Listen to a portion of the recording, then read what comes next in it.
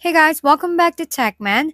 Today, let me show you how to fix Meta Glasses microphone not working. In this quick tutorial, let's get over on how to fix a Meta Ray-Ban Glasses microphone that isn't working. First, check for any obvious hardware damage. If your glasses were dropped, got wet, or show visible signs of damage, the microphone may need professional repair. If there's no physical damage, start by cleaning the microphone located at the bottom of the glasses. You can gently use a toothpick or compressed air, being careful not to cause further harm. Next, try resetting your glasses by turning them off, either by folding them or placing them in the case for 10 to 30 seconds or up to a minute. Check your phone settings to ensure the Meta AI app has microphone permissions enabled.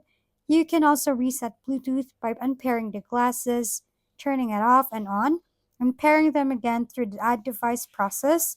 These steps often resolve software or connection issues, but if the problem persists, it may be a hardware issue requiring professional attention.